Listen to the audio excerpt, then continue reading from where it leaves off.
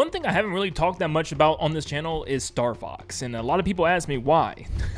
Ask Nintendo. I mean, literally, the last Star Fox game we got was Star Fox Zero, and I didn't even start my channel until like year 2 of Nintendo Switch, so clearly there's been no reason for me to talk about Star Fox, outside of like Battle for Atlas with the Star Fox characters jumping in, and Star Fox 2 that decided to come out after like 30 years later. Ugh. Actually, I'm just being dramatic, it really wasn't that bad. But I actually really loved the Star Fox franchise. I actually grew up playing things like Star Fox 64, Star Fox Command even on my DS. I went through every single alternate route in that game, which yes, finding all the endings takes forever, and I even was a really big fan of Star Fox Assault. It was really different at the time, and growing up, I really loved being able to enter and exit the R-Wing, and even enter and exit a Landmaster as a separate vehicle on the same map was so freaking cool. But these were the main Star Fox games I played growing up. Yes, I played the original version on SNES, but 64, Assault, Command, and Zero were my main Star Fox games, and I feel like that's the case for a lot of people. But for some reason, there's one Star Fox game I never played. It was one that I just skipped entirely and didn't end up playing until all these years later now, and that's Star Fox Adventures. Now, believe it or not, this was the last game Nintendo had Rare for, so this was their swan song game for Nintendo, being a Star Fox Zelda clone. Now, this game started off as a game called Dinosaur Planet,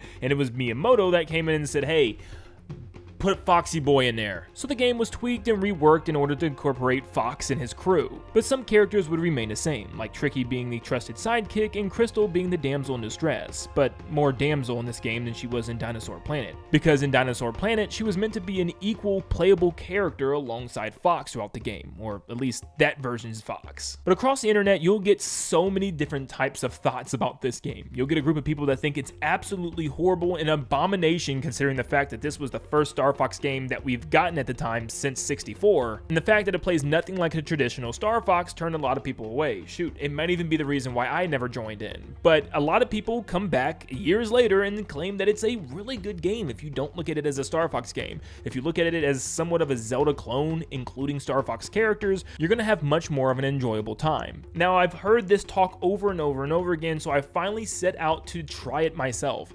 Yes, I had to go out and buy a GameCube copy because apparently Nintendo doesn't want to put it on NSO.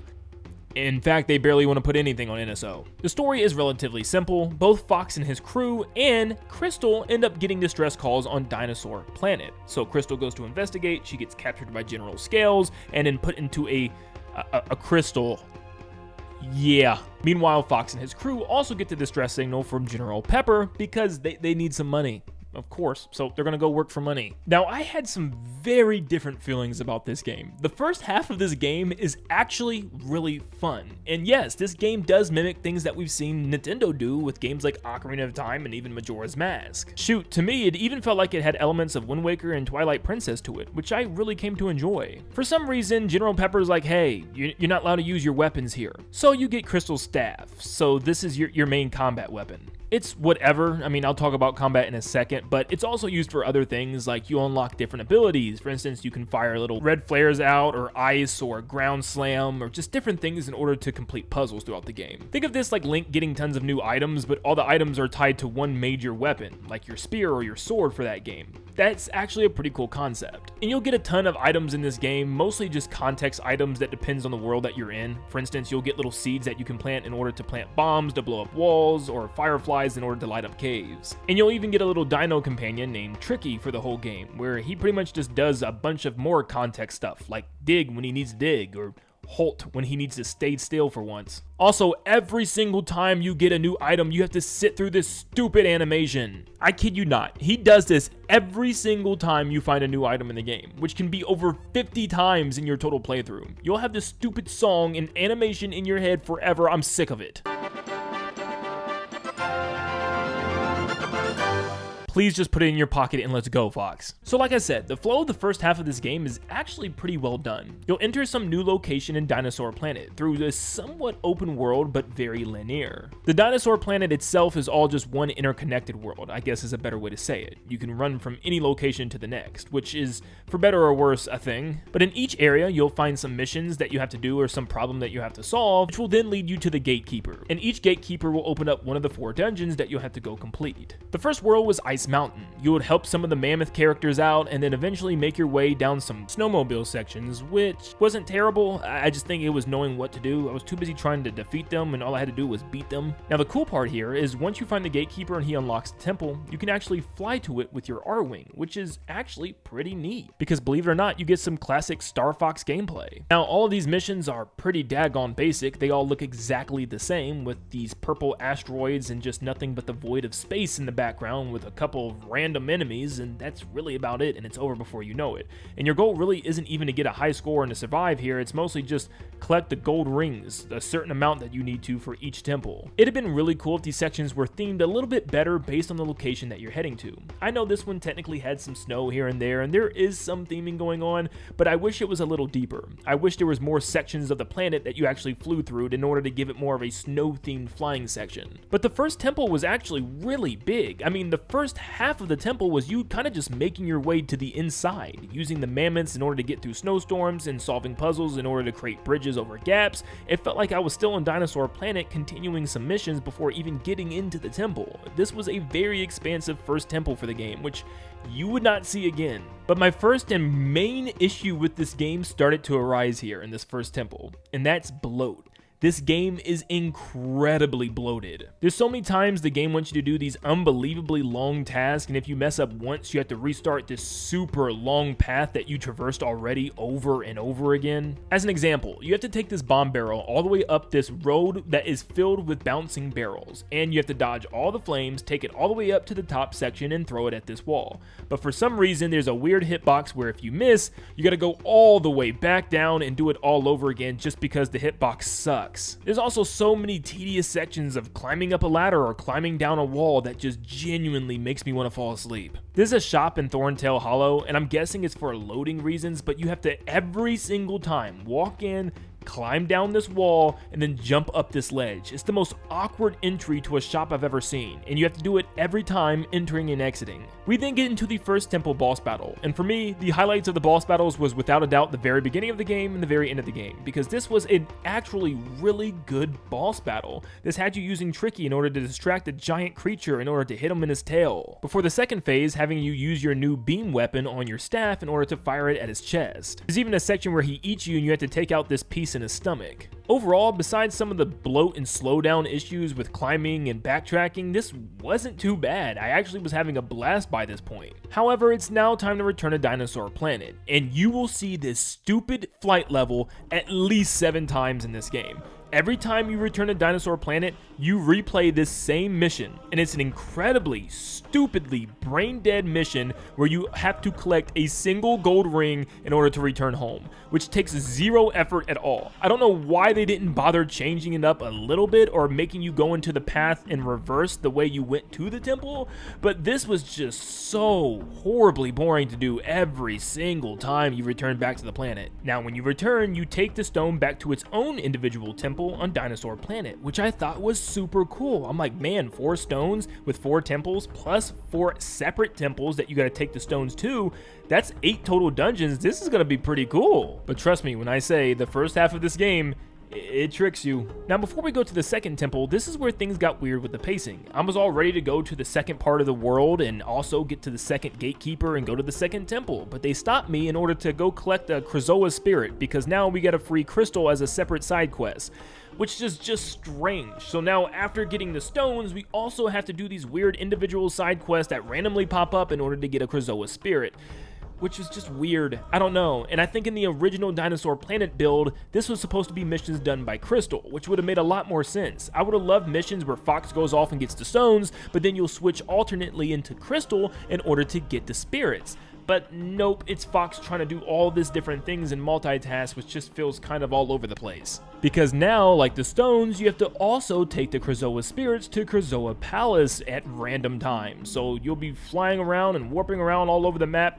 taking stones and spirits into different altars, and it's a lot. Also, while I'm here, the combat is so boring in this game. It's literally just mash A. You can hold different directions with the stick in order to have different looking combos, but it doesn't change anything. It's just mashing A. But things quickly go right back to normal with Cape Claw, our second major location on Dinosaur Planet, in order to find the second gatekeeper to get to the second temple. I will admit though, the missions in order to find the gatekeepers are starting to get increasingly less fun by the second one. Like for instance, you're going around this beach just digging for gold bars because the dinosaur hid his gold bars and now he wants them back.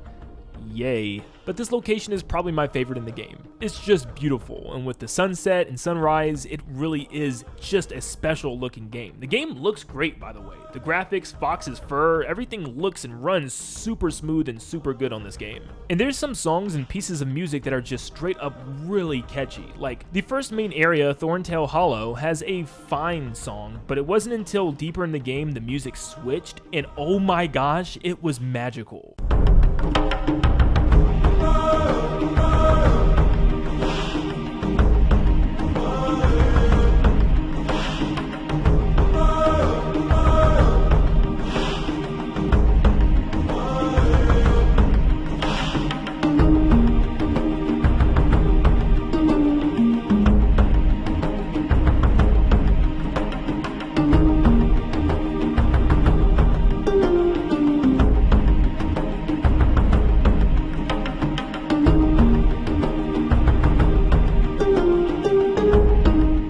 Like, I think this is instantly going to go into one of my top favorite Nintendo theme songs. Like, this is so good, and it was so good I had to look up who composed this game, and of course, yeah. If you didn't know, David Wise is my favorite video game composer of all time, might just straight up be my favorite composer ever. Literally, Donkey Kong Country Tropical Freeze, there is not a piece of music in that game that is below a 9 out of 10 to me. Like, he really snaps with soundtracks, so when I heard that he composed this soundtrack, I was like, daggone it, I can hear it. Anyways, we find the second gatekeeper and we take off for the second temple. I also want to mention you do need power cells in order to fly to these temples, but it never told me how many I needed. It would just tell me, hey, you have enough to fly.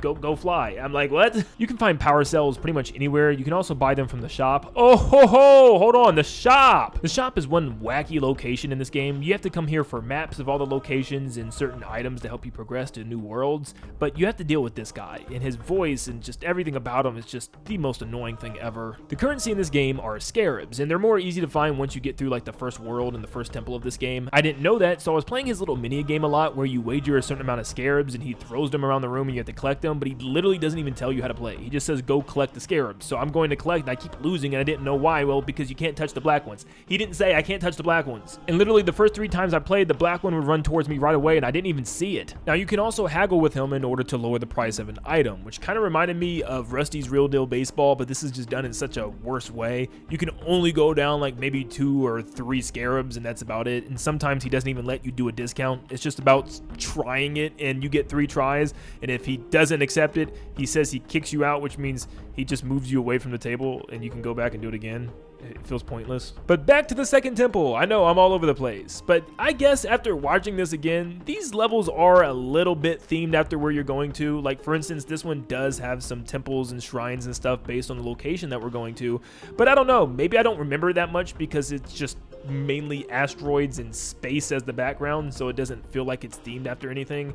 I don't know, but they're not as bad as I made it out to be. It's mainly just returning to the Dinosaur Planet one, where you have to collect 1 gold ring, which I think is sticking with me more than the rest of the levels that I actually played, because you only play the other ones once. That's why I think going back through these levels the other way in order to get back to Dinosaur Planet would have been a better idea. The second temple was actually pretty good. It was about sneaking around in a disguise as a sharp claw, and you had to like escape a prison, very Skyward Sword-like, if you know what I'm talking about. This ability is cool, but it just sucks that it wasn't used for much more outside of like a couple minute section in the very beginning of this temple, because it's really just used as a context thing to pick up certain objects or open certain doors. Like, why do I have to be a dinosaur to pick up this freaking cube? But this area had a lot of puzzle elements to it. Walking around the area trying to figure out what to do and where to go next was pretty cool, and it kind of gave me the most Zelda vibes out of any of the dungeons so far. You then eventually gotta help Mama Bird to save all her baby birds, which is a pretty easy task overall. You just have to hurry up and remember all the destinations you already went to in the temple. And then you get this awesome boss battle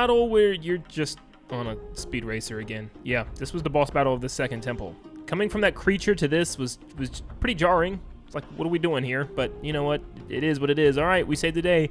Time to go take our stone back. And of course, we're going back to Dinosaur Planet.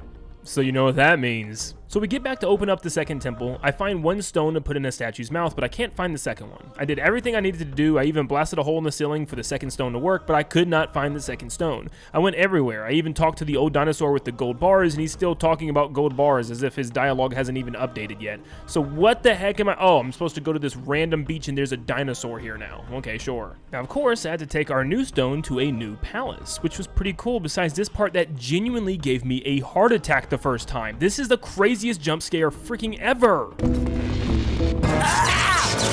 I'm not joking. I messed up like 3 or 4 times on this part throughout my playthrough, and I jumped every single time, even knowing it was coming. It's just so quick and loud, it genuinely startles you. And oh boy, did I find the second and maybe even first worst thing in this game. The freaking aiming. Oh my gosh, just aiming this reticle trying to hit targets is so hard. It has this weird snapback mechanic where it comes back to its original origin as soon as you move, and I hate it. It is so hard to just simply aim and hit a switch. I finally realized, oh shoot, I don't need to hit all these switches in a row in this room, but man, I do eventually in this game, you'll see. So now I return the second stone, and unfortunately, this is where the game started to get worse for me. A lot worse. Now, everything after this point seems to be extremely rushed and just everything thrown into the ending of this game, because everything I've showed you and talked about so far with the first 2 stones took me about 5 2-hour gameplay clips. It was around 11 to 12 hours to my halfway point, and I think I finished the game with an additional 3 more hours. Yeah, that tells you right there. Well, to start the second half of this game, these new dinosaurs capture Fox, and you have to play a game of pushing A when the bar is in the green at the top of the screen,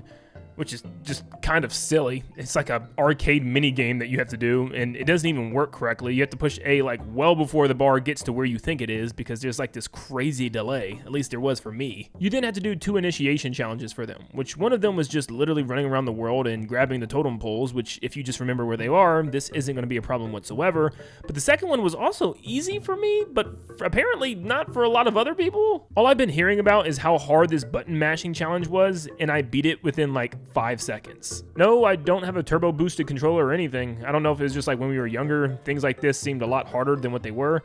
I didn't even know this was a thing until after I beat the game. I heard people saying how hard this part was. So I don't know, not for me. But you know what was hard? This. Oh my gosh, this. I genuinely, I don't think I've ever gotten so angry at a part of a game in my life. This was the most frustrating thing I've ever had to freaking do. Your job is to simply keep this red line in the green bar at the top, which sounds easy. It's just kind of like grinding on Tony Hawk Pro Skater. But the problem is, it just randomly shoots to the left or to the right without you having really any control. I tried everything. I turned the volume off. I just stared at the green bar super close to the TV. Nothing helped. It wasn't me. It was just the way the game was. When the fake general scales pops up, it literally just flings your bar to the far right without you really being able to do anything about it. And what makes this so bad is you can't just retry. You have to go all the way back to the beginning of the temple and go through the same chambers, and they're super easy. It's just the most tedious thing ever, and I think I had to do this well over 10 times. I'm not exaggerating. After having such a great experience in the first half of this game, this mission alone started to sour the whole game. It was that bad. After returning the next spirit, we then go look for the third stone, and in order to find the stone keeper, we talk to Tricky's mom, and she's like, hey, the dad, he's lost up there in the walled city, and the only way to get him is to find a secret way to him. You walk up to this door and you push a button. And after a quick R-Wing section, we're already at the third temple. You see what I'm talking about? There was no lead up to this temple this time on Dinosaur Planet. It was talking to Tricky's mom and getting a special upgrade that literally just allows you to open purple doors. Yeah, that's a strange thing. But yeah, once again, we're already here. This temple was pretty cool. It wasn't anything crazy. It kind of just had you running around the courtyard, going from the red to the blue temple, hitting switches and just doing time trial stuff, and then taking out these giant T-Rexes. And guess what? The final boss of the temple is yet again a giant T-Rex. This wasn't terrible though. This was definitely a lot better than just doing a race against some enemies. It really wasn't hard or complicated though either. It was really just stand on the switch when it's time, shock them with lightning, and throw a bomb keg at them. That was about it. But yeah, it was more just time consuming, waiting for the switches to reappear, waiting for him to run around the room to get to the side that you need him to be on. Yeah, it was fine. We got the stone, and now it's time to go home again. Now remember when I said the first 2 stones have their own temples? Yeah, the second 2 don't. You got to take the second 2 back to the same first 2 temples. So yep, I'm going through the same exact path I did for the first stone's temple, going back to the same area but just taking a slightly different path at the very end, so that way I can return this stone to the same exact place essentially. That's my problem. All of this just to backtrack and do the same thing I've done already, which was literally like 30 minutes of backtracking. And that's just the issue with the second half of this game. It's over before you know it. Everything I did, from the 3rd temple to the mission to get to the temple, going to the temple, completing the boss, and actually coming back home, taking that 3rd stone back to the same temples that we've already visited, all of that was completed in about an hour to an hour and a half, which was extremely fast compared to the first 2 stones. I'm already at the final stone and end of the game, it felt like. After a quick side quest to get the 3rd spirit, it's now time for the final stone, which I thought was weird. I'm on the 4th and final stone, but I've only had 3 spirits out of the 6. Something's not adding up here. They're gonna have to squeeze in some at the end, which of course they do. But for the 4th and final stone, can you guess who the gatekeeper is this time? After an incredible easy, hey, it's Tricky's dad, go to him, this one's even easier. Hey, it's this random dinosaur that's been there the whole time. Yeah, he's the gatekeeper. Time to go to the 4th temple. Once again, no lead up, no challenges, no missions, no story structure on Dinosaur Planet, no new areas, just here's the 4th key to the 4th temple, pretty much. The final area is Dragon Rock, and I actually really like this location. It's like this battle planet where General Scales is kidnapping dinosaurs and turning them into creepy killing machines, which I actually really like, but it's how they execute this which is just jarring. So your job is to save all these different dinosaurs in different facilities, and once you save them, you can actually use them, and you'll ride them in order to protect them to get across the landscape and stuff, which I thought was pretty cool. Until you realize what the main mechanic of this planet is. The first dinosaur is fine, but this second one?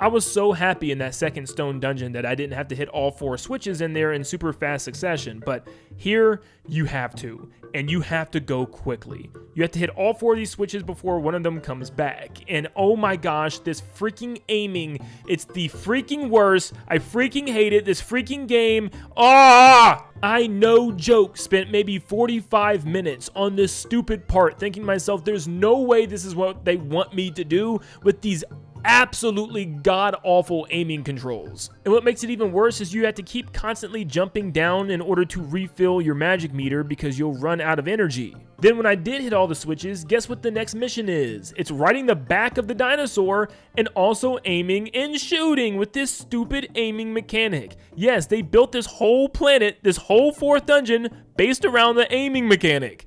The worst part of the game. The rest of the dungeon is focused on this aiming, where you have to hit little switches with this horrible aim at a very far distance in order to get things to work properly. But it's okay, we saved this bird, and now it's time to ride him, which is going to give us a completely different mechanic now. A 3rd mechanic, which is a pretty cool concept for this dungeon. We've already had one with the first dinosaur running around, running things over, and then the stupid aiming one with the second, so clearly this one's it's the same thing. It's the same exact thing. Why? There's literally a mission in the very beginning of the game where you're riding a pterodactyl and firing, which feels like a really good Star Fox game. It feels like you're controlling an R-Wing, but instead it's just Crystal with her staff on top of a pterodactyl. Why did this not come back for any other part of the game? Why was this just for the beginning opening of the game and we didn't see this mechanic return? This would have been a perfect opportunity to do so with this world, but nope, stupid aiming controls with spear. It's okay though, because we finally got to the final boss of this area and it's not gonna be like it's another aiming You've gotta be freaking kidding me. It sucks because this boss looks so cool too. It's like this robot metal suited dinosaur dragon monster and you gotta fight him by just aiming and shooting this stupid spear. Once again, this boss battle took like 20 to 25 minutes to finally take down. Not only do you have to shoot him, but there's like health pickups you can try to shoot, and good luck, and also switches that you try to hit, good luck. But finally, we defeat him and get the stone, but guess what? We gotta take the 4th stone back to that same 2nd temple, which means backtrack again. In this stupid stage! But as I go back to return the fourth and final stone, these little dinosaurs seem to have some sort of side quest for me. And I'm like, this is pretty interesting. Let's see what this is about. And there's like 3 different dinosaurs in the village that have apparently all lost 3 of their babies. Yeah, something weird's going on here. This, for the most part, was simple, knocking them out of trees or just chasing them down. But this last set of 3, what is wrong with this game? You go to chase them down to get them to go towards this little blue warp area in order to collect them, but every single time they get to this part, they just turn back around and go back the other way.